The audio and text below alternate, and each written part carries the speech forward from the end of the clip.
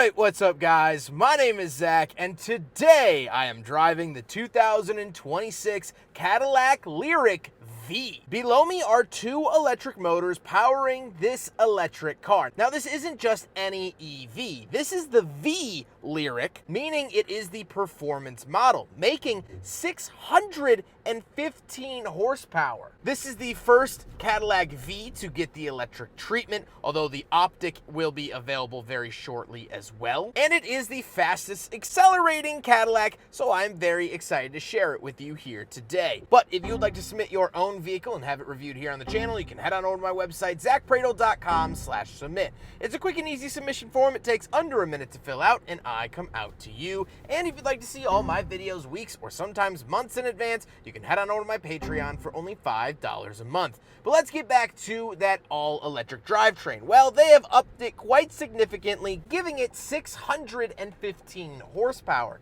Now, this shares a lot with the Blazer EV, and it drives in a very similar manner. However, let's actually get it out onto a closed course to see how it really drives. All right, so Cadillac has been nice enough to set up an autocross event for us to drive the Lyriq-V, so let's do that. All right, so we're gonna put it here into comp mode, so we gotta go to drive modes, V mode, and comp mode there.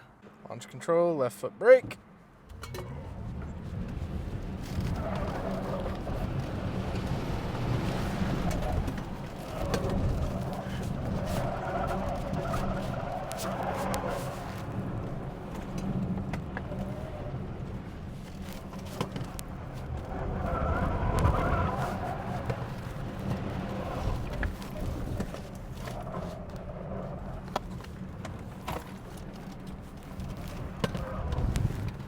So comp mode basically limits traction control and lets you slip more than normal. Honestly, even in competition mode, it is very nose heavy and will understeer like that. The other thing is that you cannot get away from the fact that this is over 5,000 pounds. Is it more fun to drive than the normal Lyriq? Yes. But would I take this to a track day? Not particularly. It is quick, it is fun, don't get me wrong, but I would much rather have a CT5V Blackwing. So this is Alex. Alex, what do you do for Cadillac? For the Lyriq-V, I was the lead vehicle dynamics engineer on the program. So this is kind of your thing. This is my thing, yeah. I've spent the better part of the last 3 years chucking these things around cones. And more recently, I've transitioned on to be the overall lead development engineer for the program. So why did you guys make a Lyriq-V? Were like the new Milford boys just out one night and thought, hey, might as well? Or like, how did that come to be? Well, I think it's about the future of Cadillac, right? We all know the Cadillac's pushing, forging ahead into the EV future, and V-Series is part of Cadillac. Mm-hmm. So at some point, we got to figure out how do you do an electric V-Series. Yeah. So with the Lyriq and the platform that we have underneath us, now is as good a time as ever, right? Yeah. So all right, let's see what it can do. Ready? Yep.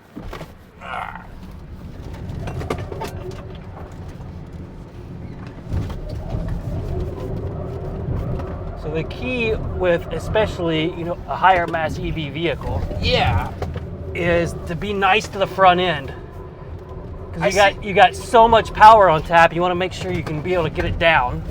Yeah, I see you're getting it to oversteer a lot more than I was. You gotta be nice to it. You gotta work with it. Okay. So I'd encourage you on corner entry, try to slow down just a little bit so that you can really get on it on exit. Gotcha. And that's where this car shines with all 615 horsepower. Do you know the weight of this? It's just under 6,000 pounds. Okay.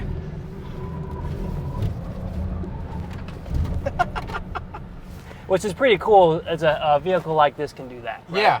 Yeah, that is impressive. You were driving it a lot better. I was getting a lot of understeer when I was doing it. Yeah, so I encourage you to give it a go again and be nice to the front end on entry and think about maximizing the exit and using all the available power of the exit. Got you. You want to do it one more time? Sure.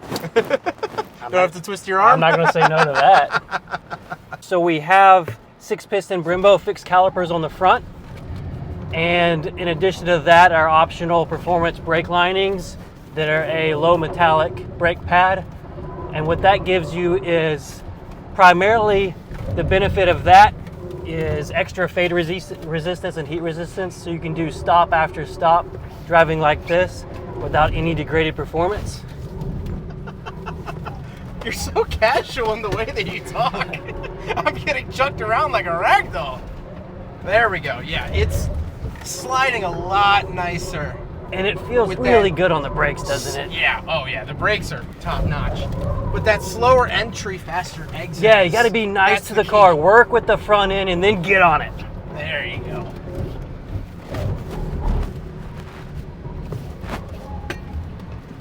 Whew. Pretty fun, huh?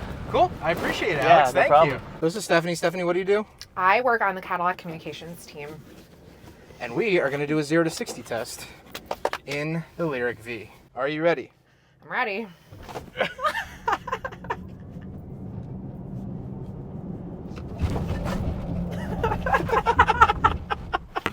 Oh my god. It never gets old. I've done it a few times. That is pretty wild. 3.3 seconds yeah. to 60. Jeez Louise. Yeah, it rips. Even rolling into it on a road. Yeah, it'll put you back in your seat. It'll do that. With that stuff out of the way, let's talk about the interior. Well, in front of me, I get a completely digital dashboard. This is mimicked in the Vistic, Optic, Escalade IQ, and all of Cadillac's electric vehicles. I really like this. You do get a lot of information. You get trip and distance off to the left, but you do get a torque measurement in the gauge cluster. Absolutely love this touch. This makes it feel special, and you do get some V coloring and badging, which again is very, very neat. On the steering wheel on the left, we do have our adaptive cruise and super cruise, as well as we do have our V mode, which is going to be your personalized performance mode, and you could change all of these dials and settings. We've seen this in the CT5V, the CT4V, and the Cadillac Escalade V, so I'm happy to see it here in the Lyriq-V. Off to the right, we do have our volume skip track and phone options. And off to the left, we do have the climate control vent, power parking brake, lane keep assist, auto holding brake, and gauge dimmer switch. And moving on to the door, we have heated and ventilated seats, massaging seats, memory seats, and our seat adjustments. And down below, we have lock and unlock power mirrors and power windows. Moving into the center, we get a continuation of that dash screen. This does have Google integrate. We also do get a really nice 360 camera, and you can also select your themes in here, which is very nice. You do get some good customization for the Lyriq-V, and I like to see that. And down below, we do have some climate vents and our climate controls. I do love that these climate controls are physical. We do, of course, get dual zone, all the standard fixins there. We do have a tray that slides out. Nice to see that. And down below, we have this nice Cadillac badge on this sort of brushed aluminum look. We have a USB-C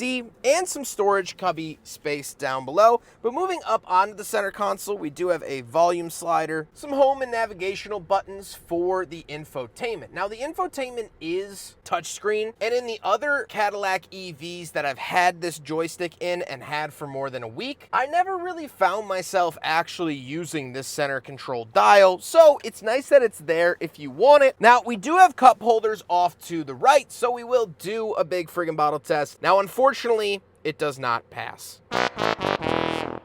Then we do get a wireless charger and a center console, USB-C and 12-volt outlet found in there. Then we'll talk about the seats. The seats do have this really nice blue piping on them. They have little V tags on them, which is great. And as I mentioned, they're heated, ventilated, power memory, and massaging. So anything you could want out of a modern vehicle or modern seat, you get here in the Lyriq-V. However, speaking of seats, we do have back seats. So let's go do a backseat review. All right, so we're in the back of the Cadillac Lyriq-V, and not really a whole lot to note. First of all, knee room great, headroom great. I fit very well in here, and that's gonna be the same not only with the standard Lyriq, but also the Cadillac Optic. And that does kind of raise a question of, this feels very similar in size to the Cadillac Optic. We'll talk about that later, but we do get AKG speakers on the doors. I get my own climate controls and heated seats back here, my own climate vents, 2 USB-Cs, and a wall outlet. And I can even pull this down, and we do get a center console with 2 more cup holders. So very, very nice to see all of this in the back of the Lyriq-V. It's a nice place to be. It's very, very nice. I would happily ride back here for a very long time. It's just not really drastically changed for the regular Lyriq as opposed to the V. So it is what it is. Let's hop into the very back. We'll take a quick look at the cargo space, and then we'll talk about the looks. Right around the back of the Lyriq-V, double click it here on the key fob, and it will pop up. We do have a little bit of my luggage here for my trip, but we do have power for the rear seats. Lower it like that. Absolutely love that. However, it is not power back up. We do get a 12-volt outlet, and we can lift this up for some nice added storage down below. So plenty of space around here in the back. Again, this feels very similar in size to the Optics. So if you are worried about that, both offer a pretty good amount of space. Obviously, this is my carry-on, which is smaller than normal.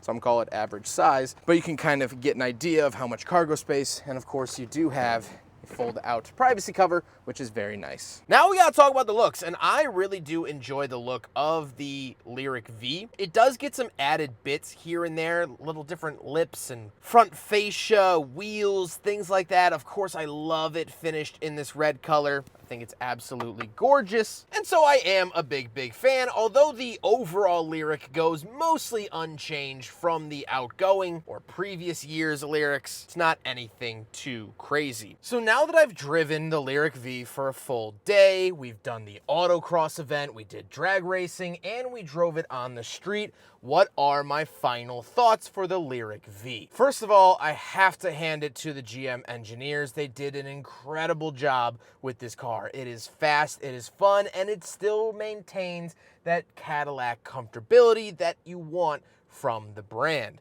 It is really, truly a vehicle that can do it all, and that has been absolutely wonderful. However, I struggle to understand this vehicle's market segment. Now, in talking with other journalists, we agreed that this is kind of a Cadillac halo car. They want something that will make Lyriq owners want to strive to get the top trim. And even if you don't end up getting the top trim, you could say, well, you know, they make one that goes 0 to 60 in 3.3 seconds. So it does seem like a bragging rights vehicle, and it's kind of the only direction that Cadillac can bring the V badge. As Cadillac is moving towards all electric, this is going to be the legacy of the brand. And so I'm very curious to see how this does. This is their first electric V product. Will that translate to sales? Will the V buyer want one of these? On average, they're 6 years younger than the more traditional Cadillac buyer. Will they want electric in their performance SUV? I don't know.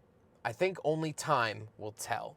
I hope you guys enjoyed the video. Huge thank you to Cadillac for flying me out here to Seattle, Washington to drive the new Lyriq-V. They have been absolutely wonderful. Some really cool insights. The autocross and drag racing was really special. And I'm very curious to see how this ends up going. But I hope you guys enjoyed the video. Don't forget to rate the video, comment on the video, and subscribe if you really liked it. Take care, guys.